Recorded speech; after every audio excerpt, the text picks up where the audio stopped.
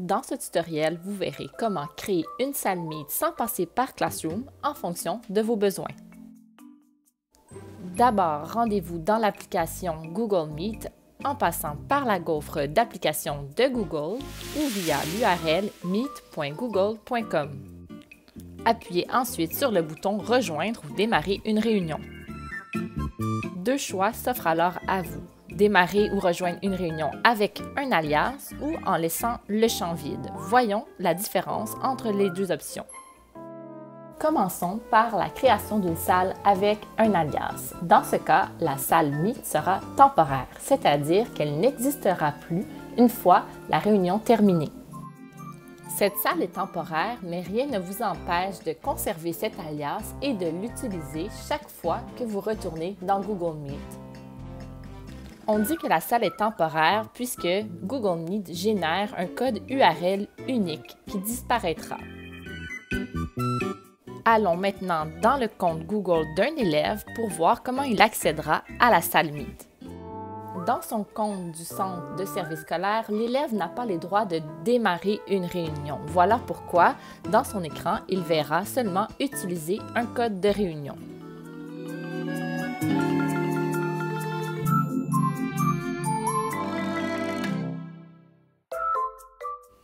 Comme l'enseignante est déjà connectée, l'élève peut se joindre à la réunion sans problème en utilisant l'alias. Si tous les élèves ont quitté la conférence ainsi que l'enseignante, la salle Meet n'existera plus. Ce même élève qui tente le code de réunion à nouveau ne pourra donc pas accéder à la salle Meet. On lui mentionnera que la réunion est déjà terminée. Lors de la prochaine rencontre, l'enseignante peut à nouveau utiliser le même alias pour créer une nouvelle salle Meet qui sera à son tour temporaire.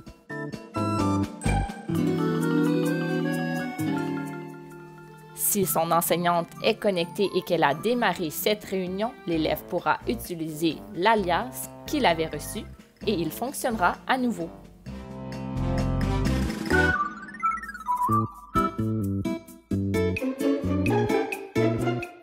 Voyons maintenant comment débuter une salle Meet de la deuxième façon, c'est-à-dire en laissant le champ vide.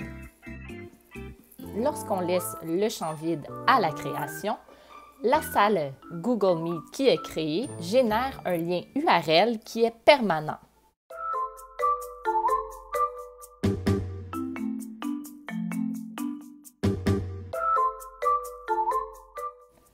L'élève qui se dirige vers ce lien URL de Google Meet pourra donc joindre la réunion Meet avec ou sans son enseignant. Pour avoir une salle Google Meet qui est permanente mais garder un certain contrôle sur les allées et venues des élèves dans le Google Meet, vous pouvez changer les paramètres dans le bouclier.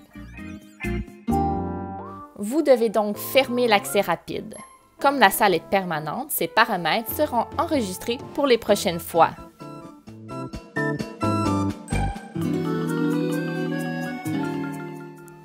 Lorsque l'accès rapide est désactivé, un élève qui tente de se reconnecter à cette salle se verra demander un droit avant la connexion.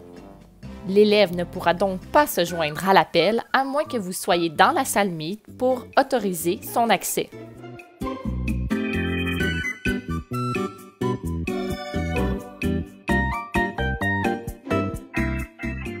En tout temps, si nécessaire, vous pouvez retourner dans le bouclier de votre salle permanente et réactiver l'accès rapide.